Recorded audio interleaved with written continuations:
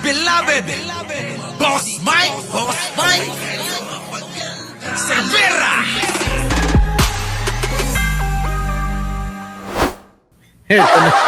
Ito na mga kababayan. Okay ba yung audio natin? Baka mahina yung audio natin, ha?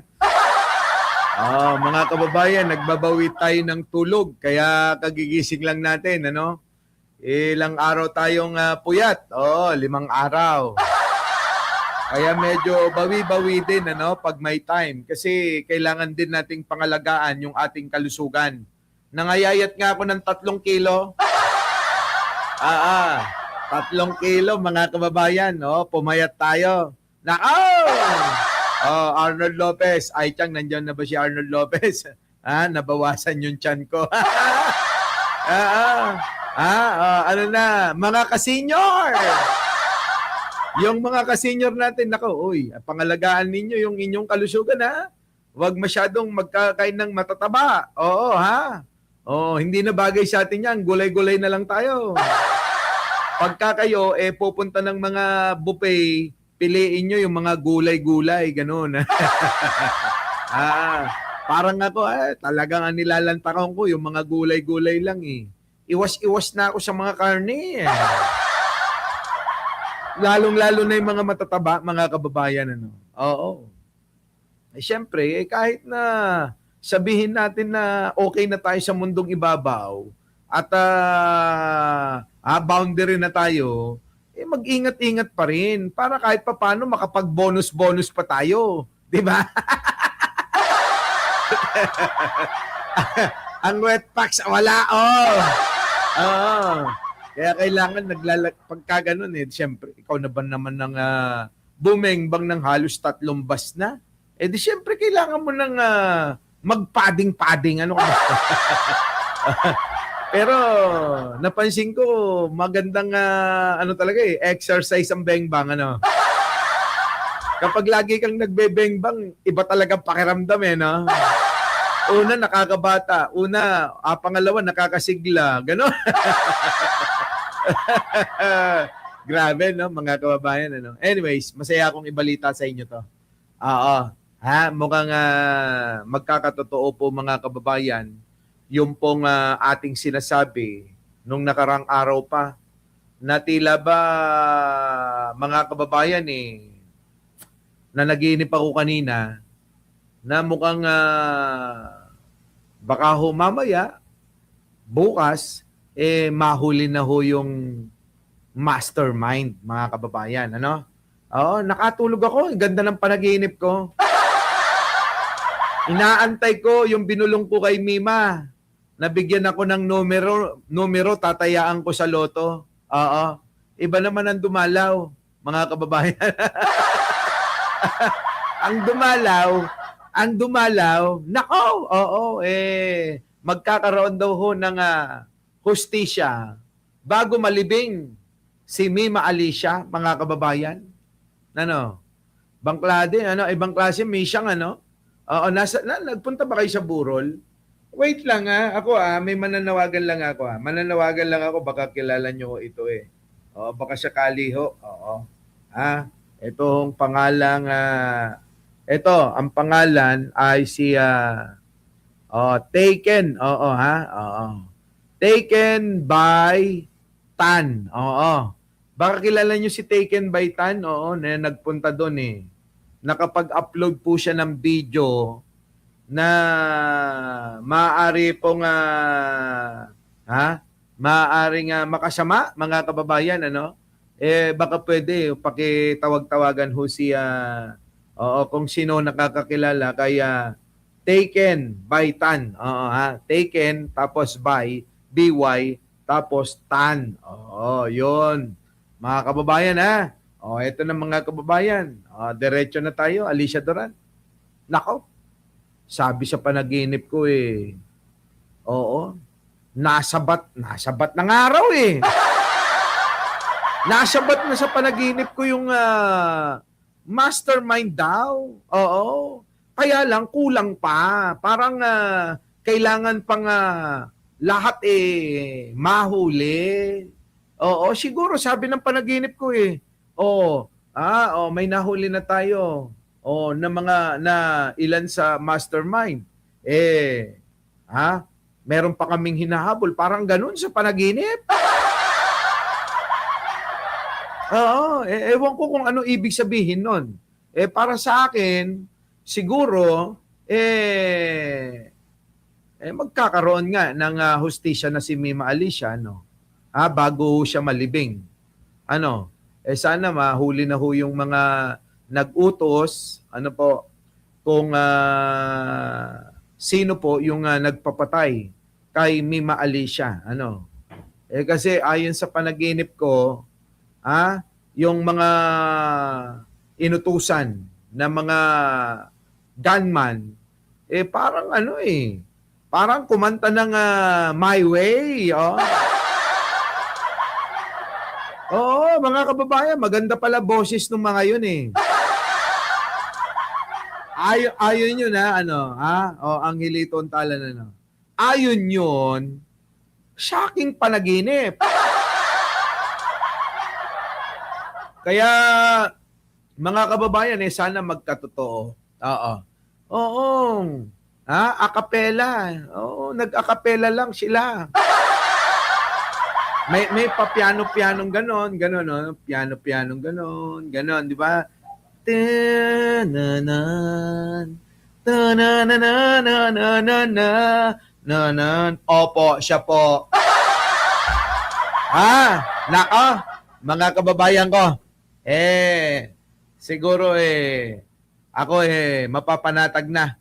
Oo, dahil mapatatahimik na ang kaluluwa ni Mima. Si Mima na ewan ko ba dyan? Diba, no? Ewan ko ba dyan talaga? Anyways, mga kababayan, at eto na nga. Siyempre, si Inday, si Team 30. Nako, pinagtanggol si Mima, mga kababayan, sa isang mukhang hippopotamus. At eto, pinagtawanan, mga kababayan, pinagtawanan ang isang DDS senator. Wala pong iba si Robin Padilla, kaya pala galit na galit. Pinagtawanan pinagtawanan lang ng abogado. Kasi natatawa yung abogado, ang tanga-tanga naman pala ni Robin, Gusto niya maging wag daw kaming maging one-sided, kaming mga taga-prosecution. Kaya yung mga abogado, natatawa tapos nagalit si Robin Padilla. Bakit niyo ako pinagtatawanan? Nakaka-insulto kayo Kulang na lang yayain ni Robin Padilla ng suntukan, Sabi siguro ni Robin Padilla, ayun na kayo, suntukan na lang tayo. Yun na lang ang Yun na lang ang kayang gawin, Anyways, bago tayo mag-umpisa, shoutout po muna sa inyo lahat, Luzon, Visayas at Mindanao. Magandang umaga, magandang hapon at magandang gabi sa mandako ng mundo. Naroon kayo. At syempre, sa maang mundo, nasaan ang kaluluwa ni Mima Alicia? Ipanalangin mo kami, gabayan mo kami, Mima, ha? Unahin na natin itong pagtatawa ni attorney. Pinagtawanan ni attorney kasi itong si Robin Padilla, mga kababayan. Pasok! Naman dahil wala kaming Makinig kayo dito, mga kababayan, Ay talaga namang nakakapikon. Kung ako si Robin Padilla. Kaya lang, hindi niya lang alam na bobo talaga siya. Ito na, mga kababayan, Shoutout sa inyo. Risa Morales, Rosemary, sino pa ba? Si Flavilyn Sabiano, meron ka na bang reels? Nandyan na. Si Alicia Duran, Grace Guillermo. Shoutout po sa inyong lahat, mga kababayan, eto na. Pasok! direct camera dun sa mismong proceedings. Kasama ho ba kayo dun sa napagalitan ni Senator Robin Padilla? Na So, bias ka daw for the prosecution? admittedly, no, I was also nakaharap ko sa front, no. Pero ano kasi parang hindi mo maiiwasan kasi yung mga reaction na yan I've been appearing in court. Pag may mga bagay na sorry for the term na parang dapat mong palagan. Yun parang you can't help it Sir, pero ano ba yung naging reaction nyo kasi? Tumatawa ba kayo or na-shock kayo? Or... Parang I have to admit, I was making a gesture na we are the prosecution team. So gumanon ka. Hindi naman, parang napaka-respect. Aminin mo na kasi, pinagtatawanan mo. Kitang-kita naman, attorney, kasi pinagtawanan mo si Robin Padilla eh. Hindi ka naman namin masisisi. Kasi nakakatawa naman talaga. Yung sabihin niya na huwag kayong maging bias sa prosecution, malabo yun. Diba, mga kababayan? Baka siguro, dapat sabihin niya yon sa sarili niya. Hindi sa prosecution. Hindi sa depensa. Kasi hindi talaga magiging, hindi talaga magiging patas. One-sided yung magkabila na yan. Ang depensa at prosecution ay talagang hindi yan magiging gigitna o magiging patas. Kakampi talaga yan. Kaya nga sila mang-uusig baka ang ibig sabihin siguro ni Robin Padilla, yung mga kasama niya na mga DDS senators tulad ni Amy Marcos, ni Bongo, ni Cayetano, siblings, di ba? Yung dalawa yung mga bilyar, hindi masyadong naririnig yung mga bunganga. Di ba? Baka yun ang tinutukoy ni Robin Padilla na sana ay wag maging bias ang ating mga kasamahan ng mga senador kasi halatang halata. Pero yung sinabi niya na wag sanang maging one-sided, etong prosecution na diba? Wala na. Wala na. Diba? Admin Joby, Bashel, hindi mangyayari yung Joby Bilal Honara, diba? Jonara. Walang ganon. Ewan ko kasi itong si Robin Padilla kung kani-kanino kinukuha yung mga sinasabi. Hindi ba ito nag-aarkila o kumukuha ng abogadong gumagabay dapat sa kanya? My pet hobbies, di ba? JC. Angelito Talan. Di ba dapat kapag ka ikaw, mamita starto kaya isang senadora o isang senador, kumuha ka naman ng abogado na mag-guide sa'yo, magtuturo sa'yo. Ganon. O baka naman, pati ba naman yung pagpapasweldo sa abogado titipirin mong hayop ka. Diba?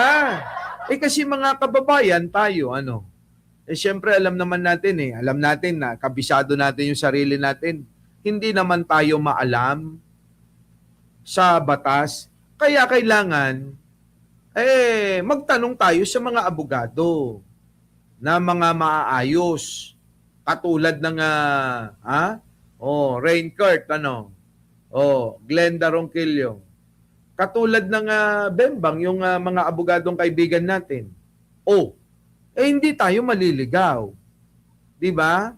Doon tayo sa tama lagi. Kunin niya si, Sara Duterte na abogado niya pag na-impeach na. Si Elena Garcia, galit na galit naman, boy silly ng boy silly. Diba? Gwapo ng lawyer namin, pastilan, 2. Diba? 2, dumalaw, mga kababayan, mga abogado namin. Nako, kala nyo kami just lang. Gerald Samson, nagkamali nga kayo Kaya nga sinasabi namin, kaming mga vloggers, mahal ng tao. Kaya umingay ng umingay, huwag kami. Kasi pagka kami, talagang mahuhuli kayo. Unang-una, hindi kami papabayaan ni Pangulong Bongbong Marcos. Diba? Ikalawa, syempre, patnubay kami ng Panginoon Di ba? O, ito na. Pinagtatawanan kasi. Respectful na parang short of saying na parang ano bang ini-expect ng publiko from us? Kami yung prosecution team. Oo We're nga. supposed to prosecute. So, Kaya nga, bubungani si Robin eh. Siyempre, talagang kailangan nilang i-prosecute. Eh, nasa nga prosecution team sila eh. Sila yung magpo-prosecute. Pero si Robin Padilla, mukhang hindi kasi nila kinakaya mga kababayan eh. Oo. Sa totoo lang, mukhang hindi nila kinakaya. Oo, may kodigo ako dito. Oo. Meron akong naitabi-tabi mga kababayan. Oo. Mukhang hindi ho nila kinakaya eh. Itong depensa ni Sara, mukhang nahihirapan na, no? Mga kababayan. 'Di ba? Mukhang nahihirapan sila eh. Kung hindi i-strike, kung hindi withdraw, mga kababayan, Kung hindi, ano ba 'yun? Erase. Ganun eh, no? Hindi ba kayo nagtataka na para bang nakikipaglokohan na lang ang kampo ni Sara? Mga kababayan, di ba? Di ba? Yun ang laging ginagawa nila. Off record, Your Honor. I withdraw, Your Honor. Please strike, Your Honor. Nasaan na? Lumalabas, mga kababayan, pabida-bida lang na lang ang lumalabas. Objection. Di ba? So wala tayong naririnig na maayos na katwiran na nanggagaling sa depensa at kampo ni Sara Duterte. Ang inaasahan natin yung pinangakong sinabi ni Sara Duterte na magkakaroon ng bloodbath. Excited na excited tayo eh. Baka naman ang sinasabi ni Sara bloodbath baka yung mga namamatay na mga vlogger. Nagtatanong lang naman ako. Natataon lang ba? Baka naman yun ang tinutukoy ni Sara. Oo. Yung I want a bloodbath, sabing ganon. Ano ba talaga, Sara? Bloodbath ba dahil papatayin yung mga vlogger sa marahas na paraan? Yung ba yun, Sara Duterte? Yung ba yung sinasabi mo? Nako. Diba, dadanak ang dugo, sabing ganun. Ayun na nga. Baka yun yung sinasabi niya, dadanak ang dugo kasi papatayin lahat ng mga vlogger. Di ba? Pwede ho ba? Tigil nyo na yan. Hindi na, nako. Pagka ganyan ng ganyan, wala. Baka Sara Duterte, pag-isipan ka ng tao na ikaw ang may pakana ng mga patayan na yan. Di ba? Baka lang ako'y nag-a-advise lang. Kaya Sara Duterte, dumalo ka na. Saan? Sa impeachment trial mo mismo. Baka regla, yun na nga. Di ba? Dumalo ka na para makita namin. Kaya nga Olive Macapagal, thank you Kaya, alam nyo, talagang late ka na naman, bambina. Walang iya talaga, wala, nahuhuli ka sa chismis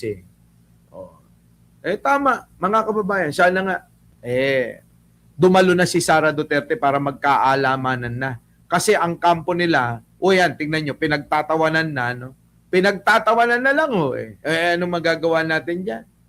Wala naman tayong magagawa dyan, kahit na anong pilit ng mga abogado, talagang matatawa ka. At talagang pinagpiestahan nga yan sa social media, Sino? Si Sara Duterte. Pinagpiestahan. Bakit? Paano hindi pagpipiestahan? Pa-bloodbath. Tapos ngayon, nagkakaroon ng mga patayan. Hindi kaya konektado yan?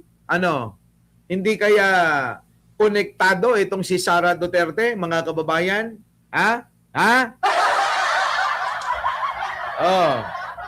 Hindi kaya ganon? Hindi kaya konektado yan si Sara? Mga kababayan ko, tanong ko lang. Siya kasi yung nagano sabi ng bloodbath. tandaan nyo itong sinasabi ko na to ha. Balikan natin to ha. Olive Makapagala, tandaan mo to ha. Tandaan mo to. Oo, ito itong sinasabi ko na to ha. Tanong ko, hindi kaya konektado ito? Itong nangyayaring patayan na ito, sa mga nagiging dugo-dugo na, na mga vlogger? Hindi kaya konektado kay Sara? Ako nagtatanong lang naman. Baka yan yung bloodbath na sinasabi nila. Di ba sinasabi nila magkakaroon daw ng bloodbath Ano kaya BC? Tanong pa ng tanong Hindi kaya? Konektado? Nako, mga kababayan yun. Isipin nyo maigi. Our beloved Boss Mike